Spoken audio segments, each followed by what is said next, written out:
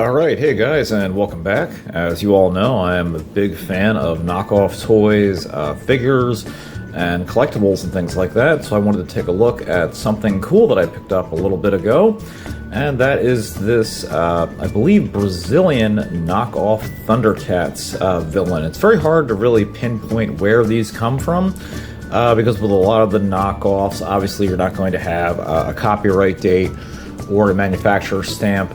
But a lot of these come from like Brazil, Argentina. You do have some Mexican bootlegs as well, but I think they're really interesting. And I know I've looked at a lot of Thundercats stuff before in the past, even though I haven't actually taken a full look at the line itself yet.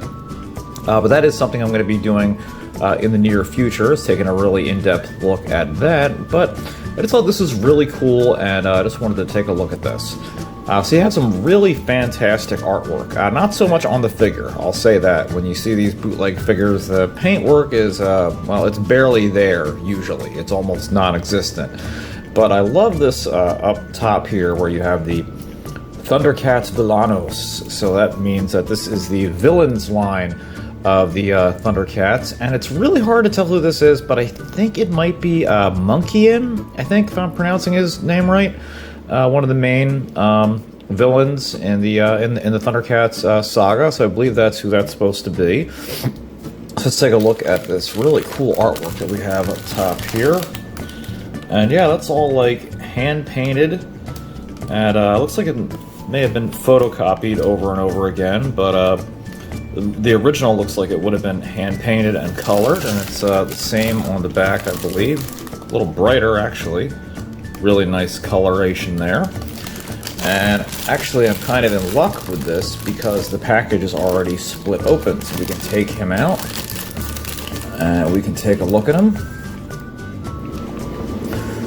And so right off the bat, yeah, you're gonna notice that, like, wow, like he just looks crazy and, like, you know, horrible, and like probably a lot of people will be like, why in the world do you want to collect, like, you know, these knockoffs? And it's one of those things when you collect like Masters of the Universe or He-Man and stuff, and after you've really collected a full line, you get into the world of like bootlegs and knockoffs, and they're just really fun additions to a collection, I think, because they're just so unusual, and the variants are just so wild, and you know, usually it's just a smaller company making a quick buck off of a you know, a big name toy line without having to worry about copyright infringement and just, you know, circumventing that and everything.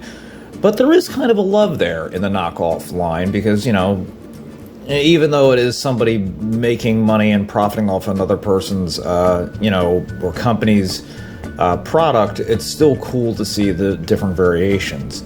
Now here you can see he has this crazy neon yellow body, which is just really wild and far out there, so that's really cool, I think. You can see a lot of the paint is really worn off over the years. It's very badly applied to begin with. It's like extremely sloppy, so, you know, they probably did like one coat and that was it. And then you have the facial features here. At least somewhat of an attempt was made. You have little yellow splotches up by the ears, and with the, you know, the fur, the red and yellow, the mouth, the black eyes, the teeth. And it actually has, it's very hard to see, but there's the Thundercats logo on here on the front.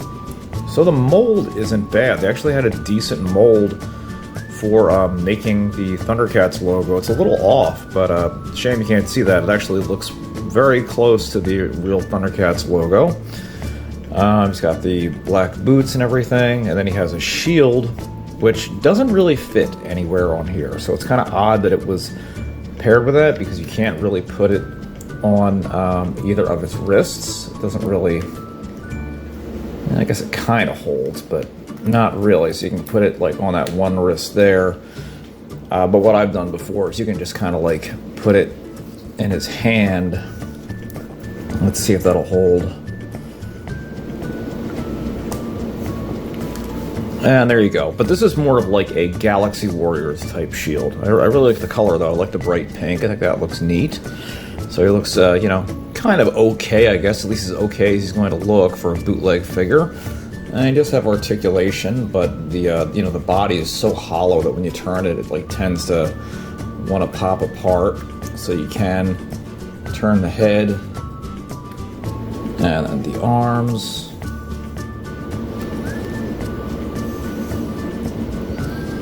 Like so. Whoops, there goes his shield. Yeah, he doesn't have a very good grip at all.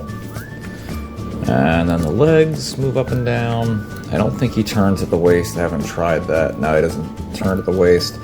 And the feet are really badly molded, so he can be quite a challenge to get him to stand up on his own. You've really got to like lean him forward or just get him at the right angle. But there you go. So there's this little this little quick look at this interesting knockoff Thundercats villain that I have. Like I said, I believe this is Monkian, and I just think it's really neat. So let me know what you guys think. Do you have a lot of bootleg figures in your collection? You know, is there a certain line that you collect for? And what did you think? Until then, guys, I'll see you next time. Take care. Hey guys, if you liked the video that you just watched, don't forget to hit that subscribe button down below, and you can follow me at Facebook at King of Retro or Twitter at #8ByteBrian. See you next time.